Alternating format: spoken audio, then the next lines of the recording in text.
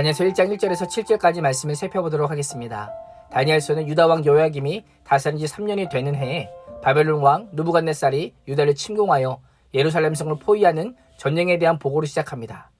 당시 고대 군동은 애국과 바벨론이 근동의 주도권을 장악하기 위한 패권 다툼을 치열하게 벌이고 있었습니다.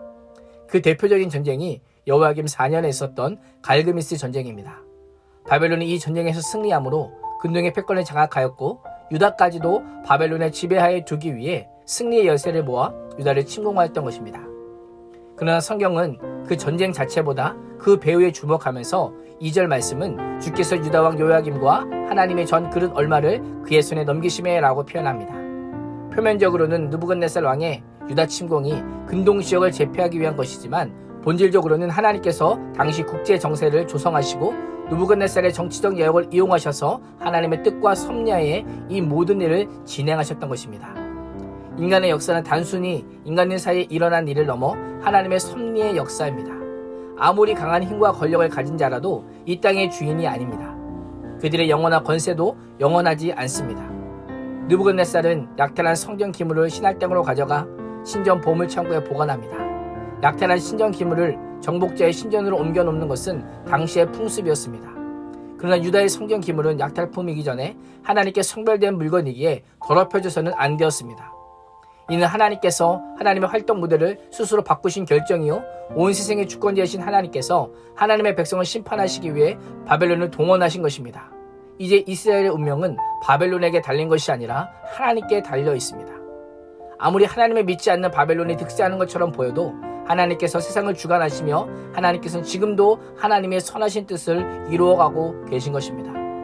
바벨론 유다 포로민들 가운데서 왕족과 귀족의 자녀들 중 흠이 없고 용모가 아름다우며 모든 지혜를 통찰하며 지식에 통달하여 학문에 익숙하여 왕궁의 설만한 자녀들을 따로 뽑아 가르칩니다.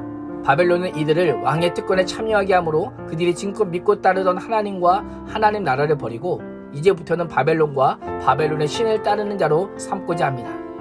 자신들의 나에 충성하는 자들로 삼기 위해 바벨론은 온갖 좋은 것을 맛보게 하고 바벨론의 가치관을 주입하고 있는 것입니다.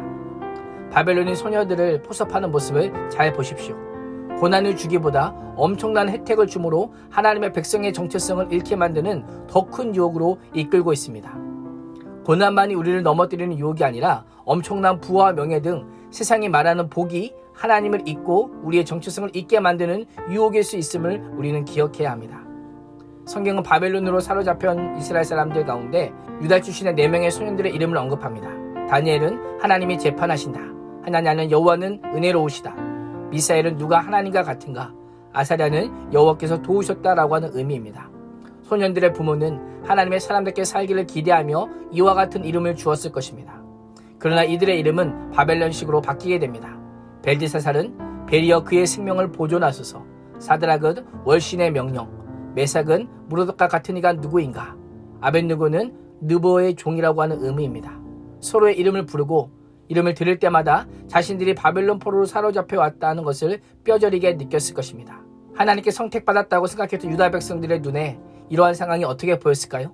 나라는 망하고 왕은 사로잡혀가고 바벨론식의 교육과 음식과 심지어는 일방적 계명을 통한 바벨론의 신민으로 요구받기까지 하나님께서 자신들을 버리셨다라고 생각했을 것입니다. 우리의 하나님이 과연 온 땅을 다스리시는 전능하신 하나님인가? 아니면 수많은 신들 중에 한 신에 불과한 것이 아닌가라고 하는 깊은 절망과 회의에 빠졌을 것입니다. 다니엘서 1장은 하늘의 하나님이 진정한 우리의 왕인가? 세상의 왕이 진정한 우리의 왕인가를 질문하게 합니다. 누가 우리의 왕입니까? 세상은 우리 각자의 삶에서 왕이신 하나님을 무너뜨리고 세상의 종으로 살도록 집요하게 공격합니다. 세상 문화로 대표된 술과 담배로 우리의 정체성을 말살하고 있습니다. 다니엘서는 더 수용할 수 없고 더 거부할 수도 없는 상황에서 우리는 어떻게 해야 하는지, 우리가 어떻게 살아야 되는지를 말씀하고 있습니다. 오늘부터 시작되는 다니엘서의 말씀에 귀를 기울이며 수용하되 순응하거나 동화되지 않고 거룩함을 간직함으로 그리스도인답게 사는 법을 눈으로 보고 귀로 듣고 삶으로 직접 배우는 은혜가 가득 넘쳐나기를 주님의 이름으로 축원합니다. 기도하겠습니다. 하나님, 다니엘서를 통해 하나님만이 유일한 하나님이요 전능하신 하나님이요 세상을 주관하고 다스리시는 통치자이심을 알게 하심에 감사합니다. 패권을 놓고 버리는 인간들의 흥망성쇠 앞에 주눅들지 않게 해주시고 지금이야말로 회개하고 삶의 주인을 바꿀 때임을 알게 하사 분별하고 믿음을 지킴으로 살아계신 하나님의 일하심과 역사를 목도하게 하여 주옵소서. 예수님의 이름으로 기도합니다. 아멘.